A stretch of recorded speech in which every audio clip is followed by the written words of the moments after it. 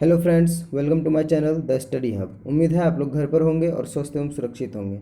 आज हम लोग पुनः जीव विज्ञान के कुछ महत्वपूर्ण प्रश्नों का अभ्यास करने वाले हैं और हमारा आज का टॉपिक है स्केलेटल सिस्टम यानी कंकाल तंत्र।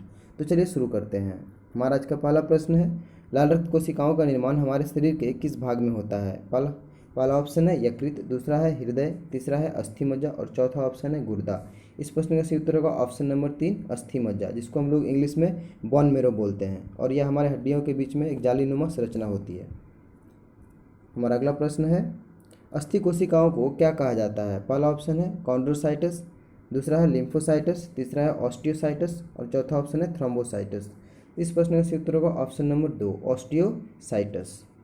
हमारा अगला प्रश्न है, उपास्थि कोशिकाओं को क्या कहा जाता है? पहला ऑप्शन है मैट्रिक्स, दूसरा है कॉन्ड्रोसाइटस, तीसरा है पेरिकॉन्ड्रियम और चौथा ऑप्शन है मैक्सिला।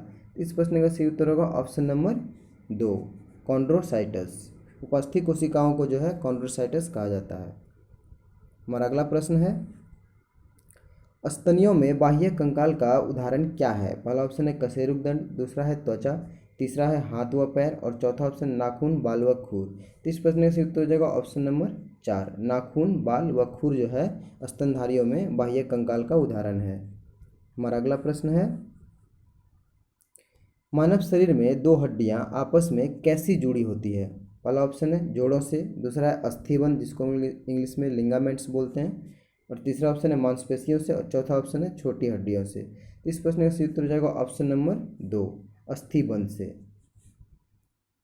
हमारा अगला प्रश्न है, मनुष्य में मांसपेशियों को हड्डियों से जोड़ने वाला ऊतक क्या कहलाता है? पहला ऑप्शन है कंडरा, दूसरा है तंतु, तीसरा है तंत्रिकाक्ष और चौथा ऑप्शन है उर्विका। तो इस प्रश्न का सही उत्तर हो जाएगा ऑप्शन नंबर 1, कंडरा। हमारा अगला प्रश्न है, मानव शरीर में सबसे छोटी हड्डी कौन सी है? पहला ऑप्शन है टीबिया, दूसरा है ट्रेपोजियम, तीसरा ऑप्शन है स्टेपिस और चौथा ऑप्शन है जांघ की हड्डी। तो इस प्रश्न का सही उत्तर हो जाएगा ऑप्शन नंबर 3, स्टेपिस। यह हमारे कान में पाई जाती है। हमारा अगला प्रश्न है, कौन सा खनिज हड्डियों के लिए आवश्यक है? पहला ऑप्शन है जिंक, दूसरा है आयरन, तीसरा है सल्फेट और चौथा ऑप्शन है कैल्शियम। तो इस प्रश्न का सही उत्तर हो जाएगा ऑप्शन नंबर 4, कैल्शियम। हमारा अगला प्रश्न है, डैश मांसपेशियों को कंकाल मांसपेशियों भी कहा जाता है? पहला ऑप्शन है अनैच्छिक मांसपेशियां, दूसरा है रेखित मांसपेशियां, तीसरा है हृदय मांसपेशियां और चौथा ऑप्शन है ऐच्छिक मांसपेशियां। इस प्रश्न का सही उत्तर होगा वह होगा ऑप्शन नंबर 4, ऐच्छिक। ऐच्छिक मांसपेशियों को कंकाल मांसपेशियां भी कहा जाता है। हमारा अगला प्रश्न है, डैश में प्रचुर मात्रा में सफ़ेद फाइबर पाए जाते हैं? पहला ऑप्शन है स्नायु में, दूसरा है कांड्रा में, तीसरा है उपास्थि में और चौथा ऑप्शन है हड्डी में। तो इस प्रश्न का सही उत्तर हो जाएगा ऑप्शन नंबर 2, कांड्रा में। कांड्रा में जो है प्रचुर मात्रा में सफ़ेद फाइबर पाए जाते हैं। हमारा अगला प्रश्न है, डैश हड्डियों को जोड़ता है? पहला ऑप्शन है उपास्थि, दूसरा है ऑरलर, तीसरा है स्नायु और चौथा ऑप्शन है स्नायु बंधन। इस प्रश्न का सही उत्तर हो जाएगा ऑप्शन नंबर 4, स्नायु बंधन। स्नायु बंधन जो है हड्डियों को आपस में जोड़ता है। हमारा अगला प्रश्न है, निम्न में से कौन एक मानव हड्डी जोड़ नहीं है? पहला ऑप्शन है बॉल और सॉकेट, दूसरा है ग्लाइडिंग, तीसरा ऑप्शन है माइक्रो और चौथा ऑप्शन है सैंडल। इस प्रश्न का सही उत्तर हो जाएगा ऑप्शन नंबर 3, माइक्रो। हमारा अगला प्रश्न है, धारीदार पेशियां कैसी होती है? पहला ऑप्शन है एक नाभिक, दूसरा है द्विनाभिक, तीसरा है बहुनाभिक और चौथा ऑप्शन है अनाभिक। तो इस प्रश्न का सही उत्तर हो जाएगा ऑप्शन नंबर 3, बहुनाभिक। धारीदार पेशियां जो है वो बहुनाभिक होती है। हमारा अगला प्रश्न है, मायोसिन और एक्टिन क्या है? पहला ऑप्शन है मांसपेशीय प्रोटीन, दूसरा है मांसपेशीय कार्बोहाइड्रेट, तीसरा है मांसपेशीय वसा और चौथा ऑप्शन है मांसपेशीय एंजाइम। तो इस प्रश्न का सही उत्तर हो जाएगा ऑप्शन नंबर 1, मांसपेशीय प्रोटीन। मायोसिन और एक्टिन जो है एक प्रकार का मांसपेशीय प्रोटीन है। हमारा अगला प्रश्न है, सार्कोलेमा वह झिल्ली है जो किसको कवर करती है? पहला ऑप्शन है मेरुदंड को, दूसरा है तंत्रिका तंतु को, तीसरा ऑप्शन है मांसपेशीय तंतु को और चौथा ऑप्शन है आंतरिक तंतु को। तो इस प्रश्न का सही उत्तर हो जाएगा ऑप्शन नंबर 3, मांसपेशीय तंतु को। सार्कोलेमा वह झिल्ली है जो मांसपेशीय तंतु को कवर करती है यानी उसको ढकती है। हमारा अगला प्रश्न है, नी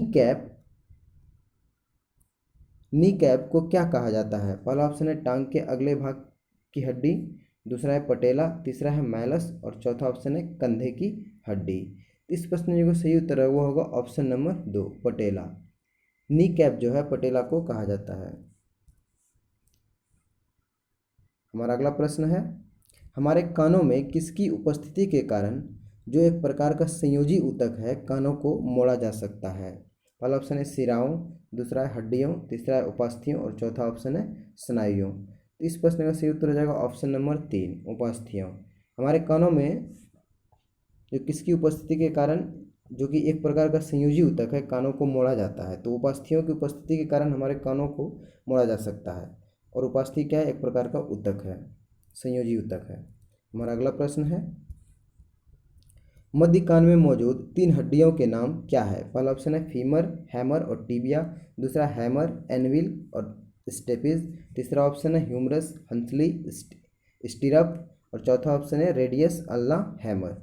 इस प्रश्न का सही उत्तर होगा वो होगा option number 2 hammer, anvil, stapes. यह जो है मध्य कान में मौजूद 3 हड्डियों के नाम है। कौन कौन से, हैमर, एनविल, स्टेपिस।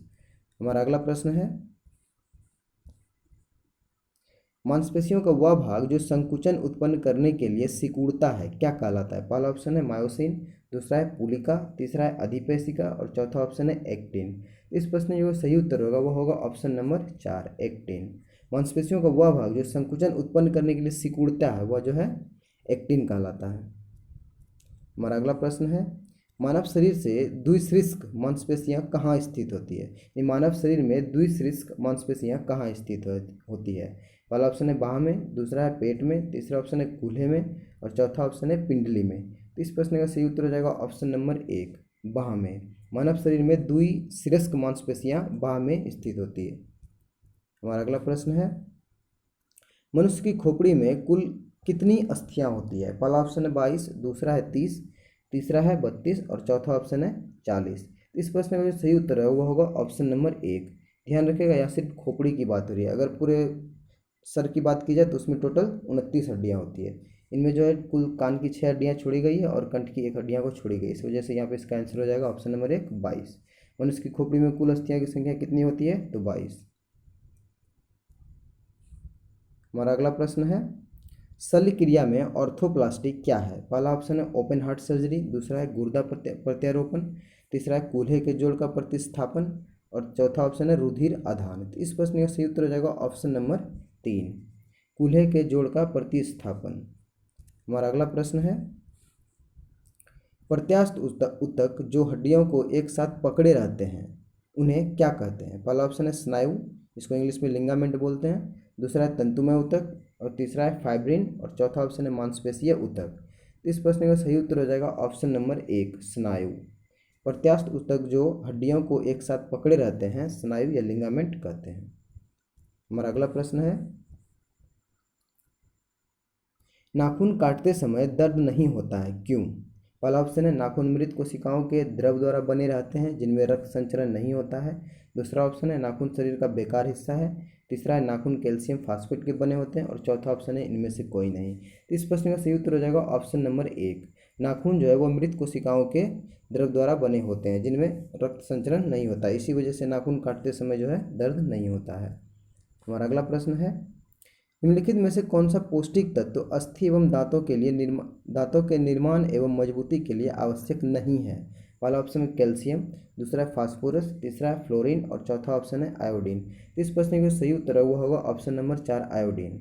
हमारे जो है दांतों एवं अस्थियों के निर्माण के लिए आयोडीन की उतनी आवश्यकता नहीं होती है, कैल्शियम, फास्फोरस और फ्लोरीन की आवश्यकता होती है।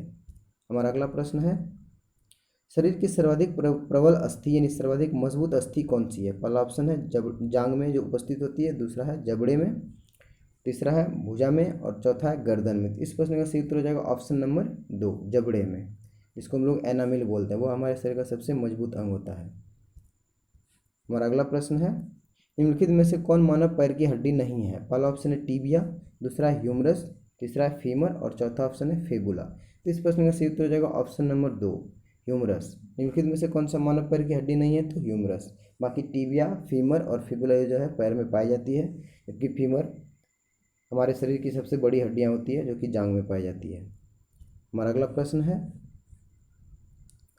ह्यूमरस अस्थि कहाँ पाई जाती है? पहला ऑप्शन है जांग में, दूसरी है पिंडली में, तीसरा ऑप्शन है ऊपरी भुजा में और चौथा ऑप्शन है अग्रभुजा में। इस प्रश्न का सही उत्तर हो जाएगा ऑप्शन नंबर 3, अग्रभुजा में, सॉरी ऊपरी भुजा में। ह्यूमरस अस्थि कहाँ पाई जाती है? ऊपरी भुजा में। हमारा अगला प्रश्न है टिबिया नामक हड्डी किस में पाई जाती है? पहला ऑप्शन है खोपड़ी, दूसरा है टांग, तीसरा है भुजा और चौथा ऑप्शन है मुंह।